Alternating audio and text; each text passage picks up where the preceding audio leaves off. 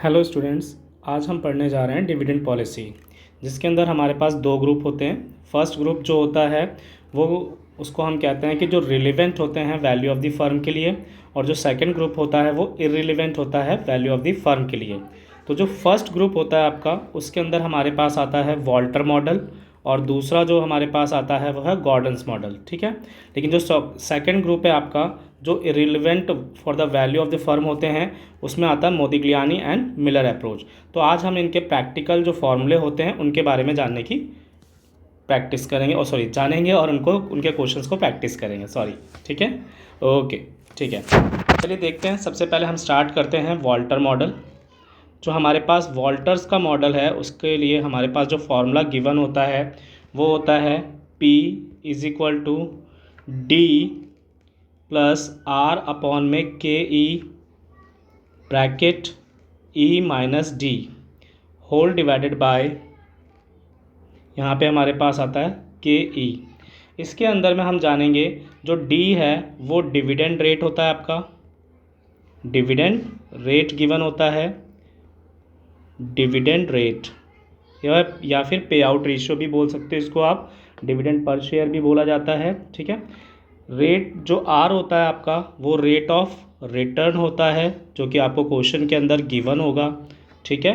उसके बाद जो आपके पास ई है उसको हम अर्निंग बोलते हैं, earning per share, earning per share.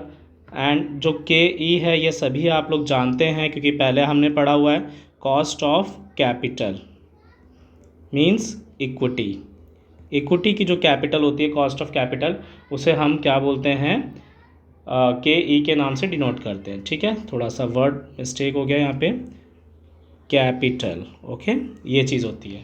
Clear है। इसके एग्जांपल्स हम बाद में करेंगे थोड़ा, लेकिन हम पहले इनके सारे फॉर्मूलेस के बारे में जान लेते हैं। ये था हमारे पास वॉल्टर मॉडल। ओके, आगे चलते हैं। सेकेंड नंबर हमारे पास आता है गॉर्डन्स मॉडल। ओके, जो गॉर्डन्स मॉडल होता है उसमें हमारे पास कंडीशंस जो होती हैं वो किस चीज़ पे बिलोंग करती हैं। जैसे कि फॉर्मूला जो हमारे पास अप्लाई होता है वो होता है P is equal to E 1 minus B upon में के ई माइनस का बी आर। ओके, अब यहाँ पे थोड़ी सी कंडीशंस बढ़ गई हैं। यहाँ पे जो हमारे पास वैल्यूएशन थी उसके लिए हमें पता करना पड़ेगा। जैसा कि आपको ई तो पता ही है कि क्या होता है, ये अर्निंग पर शेयर होता है। उसके बाद आर भी आपको पता ही है, रेट ऑफ रिटर्न होता है। ओके, अब हमारे पास क्या आता है, बी, जिसे हम बी को बोलते हैं रिटेंशन रेशियो।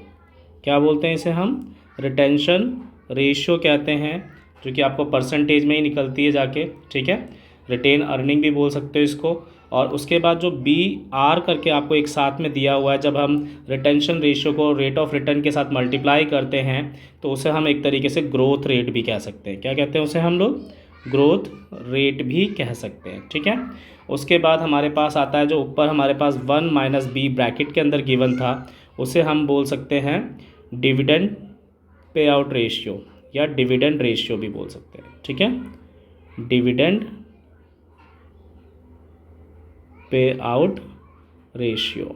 ठीक है, क्लियर है। रिटेन करने के बाद जितना भी हमारे पास जो अर्निंग होती है उसमें से हम कुछ रिटेन करते हैं, और रिटेन करने के बाद जो बचता है हम उसे क्या करते हैं, पे आउट कर देते हैं। ठीक है, तो ये हमारे पास दूसरा फार्मूला था। और के ई तो आपको पता ही है सभी को, के ई जो होता है वो कॉस्ट ऑफ इक्विटी कहते हैं कैपिटल के लिए।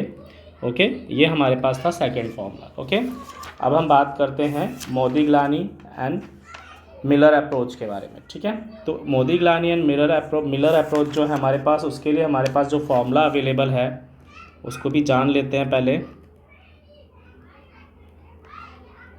मोदिग्लानी एंड मिलर अप्रोच के थ्रू जब हम इसके अंदर जाते हैं तो इसका जो फॉर्मूला है पी मीन्स आपको पता है कि मार्केट प्राइस को कहा जाता है। ठीक है, जो करंट मार्केट प्राइस होता है उसे, इसका फॉर्मूला आता है 1 अपॉन में 1 प्लस के ई, ओके, ब्रैकेट क्लोज, उसके बाद में ब्रैकेट के अंदर में मल्टीप्लाई में है D1 प्लस P1। ठीक है, अब इसके बारे में हम जानते हैं कि कौन सी चीज़ को क्या कहते हैं। D1 जो होता है हमारा डिविडेंड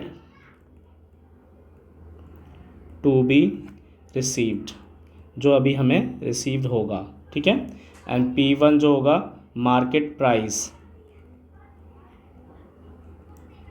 एट दी एंड जो आता है उसे हम बोलते हैं। ठीक है, बाकी तो आपको पता ही है कि ई जो होता है वो कॉस्ट ऑफ इक्विटी होता है। ओके, क्लियर है? होप सो इतने फॉर्मूले आपको लर्न हो जाएंगे। इसके बाद हम अगले वीडियो में इसके प्रैक्टिकल क्वेश्चंस को करेंगे, हर एक का एक एक एग्जांपल लेंगे। ओके।